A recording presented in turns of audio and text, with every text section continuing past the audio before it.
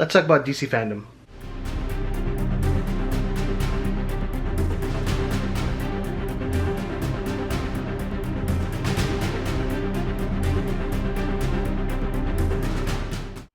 So I had to wear my Batman shirt today, and I'm actually playing the original Superman movie as I am doing this vlog.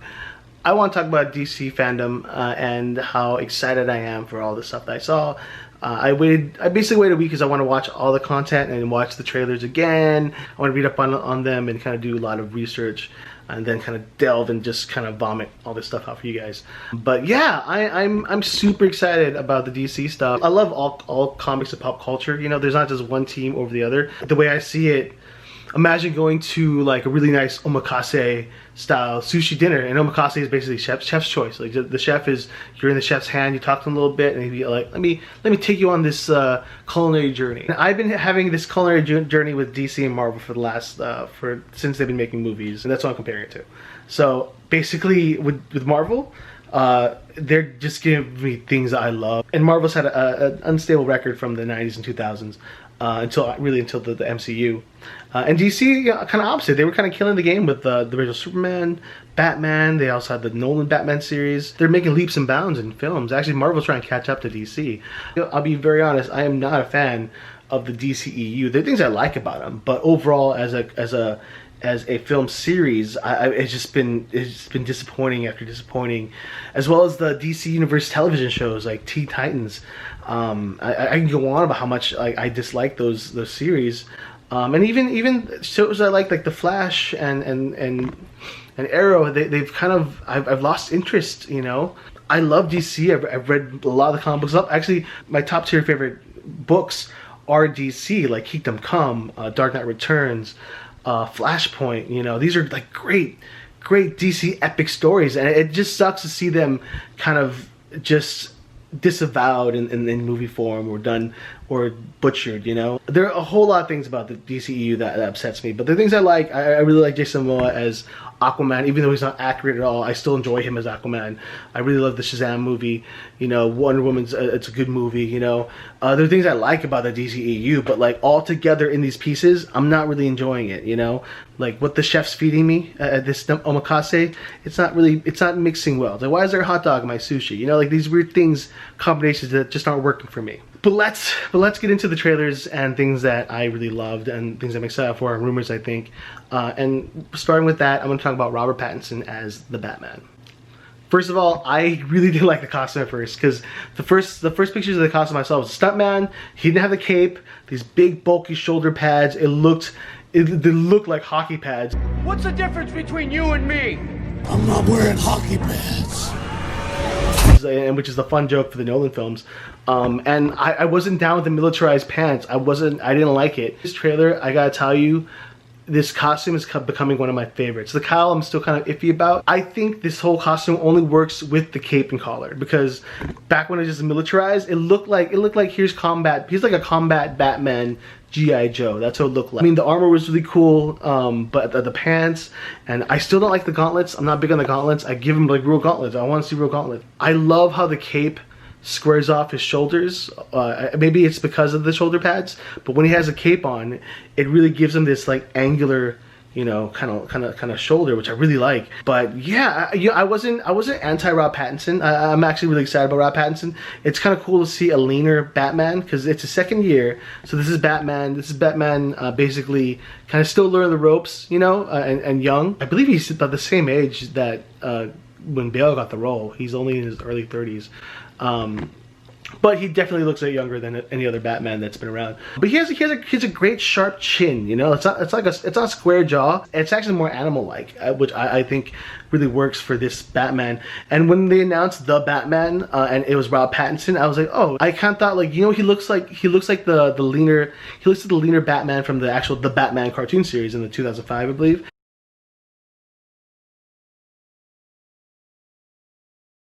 And he looks like something more keen to Neil Adams style of Batman in terms of like being kind of slender and athletic. In the suit, he looks great. I really like the chest piece. Like, that's probably my favorite piece of the costume. I guess the pants look better on him than his stunt double, so that's a good thing. But yeah, I like the suit. I like the gauntlets, but other than that, he looks great in the suit. So when the trailer begins, you hear the sound of duct tape, which is really cool. But just hearing silence and just the ripping of the tape and seeing what is, I guess, the new Riddler. And it's Paul Dano, and I love Paul Dano in There Will Be Blood. He's definitely one of the underrated actors of his generation, so it's really cool to see him get this awesome part playing the serial killer, playing a much more sadistic, almost Saw-like Riddler. Like, you tell off the bat, you know, with all the solo shots, that this is a crime story. This is a crime thriller. I think it's great. It's great to see this style. It's gonna be great seeing the world's greatest detective be the world's greatest detective, because we really haven't gotten to see Batman's detective skills beyond, you know, a few forensic things in Dark Knight and Affleck on his computer.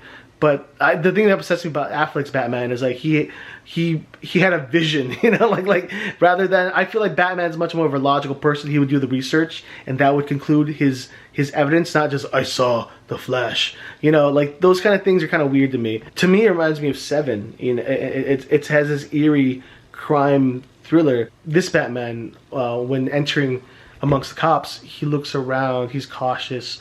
There's this sense of, like, unpreparedness. Yet he walks in. There's this unsteady cautiousness to that performance, which I really like. At this point of his career as Batman, they at least trust Batman to be a crime consultant, almost like, you know, basically like Sherlock. They're trying something different because, you know, this is what Gotham is now. And also, I might add, a lot of people argue that Riddler's the dumbest character because he actively leaves clues for Batman to find. But that's just his hubris. That's how smart and intelligent he is. He's willing to give people the advantage. But apparently this movie is gonna not only Batman's past, but his more focused on his parents. We're gonna see more about the Waynes, how they take part in what is the world of Gotham. I think the Court of Owls is going to be an underlying factor in this film. And if you're wondering what the Court of Owls are, the Court of Owls are the secret society that has been orchestrating Gotham for centuries in history. And you finally see Colin Farrell within the makeup as the Penguin, and he's not the Penguin yet. We get to see Zoe Kravitz as Catwoman. I guess the hood pins her. Maybe she has ponytails, but it makes almost like a cat silhouette, so that's why she's Catwoman, I guess. But the small scenes I saw, it looks cool. She looks like a cat burglar. A scene that a lot of people were talking about in that trailer is when some thugs, it looks like Joker, like a Joker gang, but some thugs in makeup tell him, like, who are you? And then, like, really we all were expecting the I'm Batman, you know, which is famous from all the movies. I think he's in that every movie he's been like, I'm Batman. He just blocks the guy's punch, like just pummels him. It just punches him. But then the camera lingers, and it like pummels and pummels and pummels for a good few seconds of him just like viciously pummeling this guy. I gotta admit, I like Pattinson's voice because there's some subtleties. A lot of people try to do Batman's voice in a middle threatening way, but I think the famous Kevin Conroy did the best, where it's just a subtle grizzledness to his voice that makes it threatening enough, but not unbelievable. I think Robert Pattinson walks that line because I do have. I mean, yeah, we all hate Christian Bale's Batman voice. Affleck's has a modulator. I think it sounds kind of stupid, but I think Pattinson's is just right and just believable. Like, that definitely shows like the direction we're taking this character. He's not holding back. He's not a perfect Batman. You know, he doesn't have restraint yet. He's still figuring out what that line is. So that's what we're learning from this Batman. So these are my theories of this trailer and what I think it might be happening in this movie. I think an angle they could do, if they wanted to, they could change Riddler and turn him into Hush instead. And really, it's been Hush this entire time. The people he's been killing have been corrupt people of Gotham that are part of the Court of Owls. He's trying to be Batman's friend in a different way, but he's trying to open his eyes to the Court of Owls, and even his family's involvement in the Court of Owls. So that they might go that angle. Whether they do make him Hush or not, I think it'd be cool to have that as your twist. But that's just me. That's my theory. Who knows what's gonna happen? But I'm really excited for Batman. It looks really cool. Wonder Woman 84 looks cool. You know, I don't know much about the story. I'll be honest. I'm not a huge Wonder Woman fanatic. I'm not enough familiar with. She's never really had any great storylines until recently. You know. I personally like her doing more stuff with gods and things like that. So Maxwell Lord as a villain, kind of, I know they have history in the comic books. Maxwell Lord is, I feel like he's more of a Justice League villain than a Wonder Woman villain. But you know, whatever. But Cheetah's in it, and I love Kristen Wiig, and I want to see her do a non-comedic, I guess, superhero role, and she looks great as Cheetah. So I'm excited. I don't know. I hope they do the Invisible Jet. You know, I guess I'm more excited to see some more Wonder Woman tropes than I am about the story. So I just want to, you know, yeah, I'm down. You know, I'm not super excited, but yeah, let's do it. All right, let's talk about the Snyder Cut, because I'm not trying to dwell and go in a rabbit hole of how much I hate all the Snyder stuff. I have nothing against Snyder. I like Snyder's work. I really enjoy Dawn of the Dead, Watchmen. Like, I enjoy Snyder's stuff. I don't think he's the right person to be orchestrating this entire DC universe. If anything, he should be the one directing a Dark Knight Returns movie. Give him that job. But like, just the palette of this whole DC universe was based on his designs and his ideas. So I'm excited to see like more Dark Side. I saw there's a shot of the side. I'm excited to see more like New God stuff. I guess more scenes, but I don't know, guys. I still think that last just because you polish the shit a little bit, you're still polishing shit. That's kind of my belief. And then, oh, there are more scenes, you're just adding more shit to that. But from what I hear, with all the scenes they're adding, I guess this is going to be basically a miniseries. It's going to be an hour. It's 1 hour, four episodes of the Snyder. And the thing that pisses me off is like, dude, you're a professional movie director, and you know, like, you have like a parameter of how long movies should be. You're gonna make 4 hours of content for a 2-hour movie. You're nuts. But that's besides the point. Look, I'm excited to see more of Henry Cavill as Superman. It was great seeing him at the end be Superman. There are bigger problems with the whole Snyderverse. I'm really not looking forward to it, you know, because I watched director's cut of Batman v Superman, and I still didn't like it.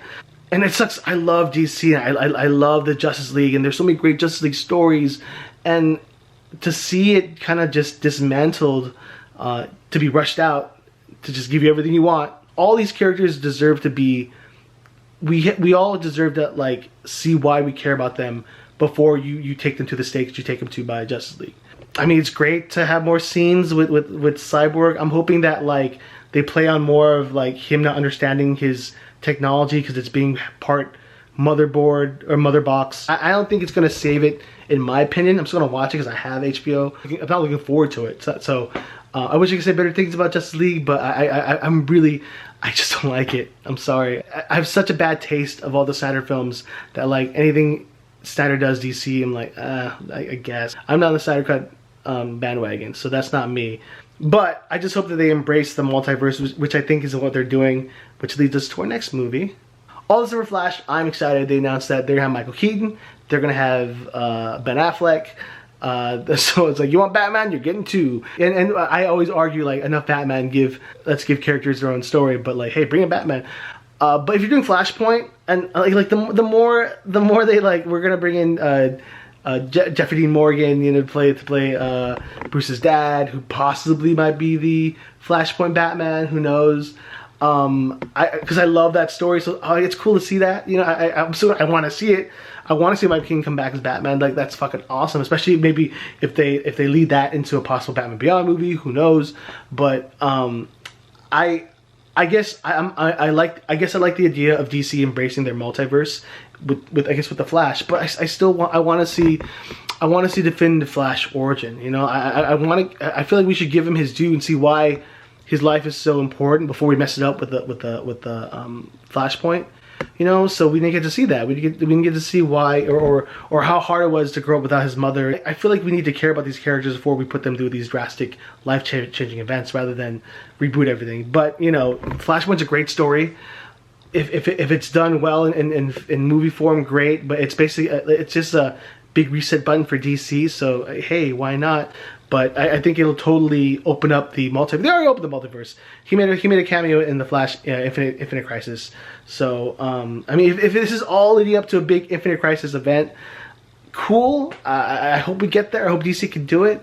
I'm excited to see Keaton back and Affleck and all the Batmans back. But I I guess I'm proceeding with caution. So that's all I'll say about that. But but it looks like they're sleeping on the costume. It looks like Flash getting a more traditional Flash costume, not armored up, you know. So I'm excited for that because I didn't like his costume at all. I'm like, why does he have all this like, it's all plated? Like I want to, I don't know, like he should be the sleekest of them all because he's moved fast. So that's my belief.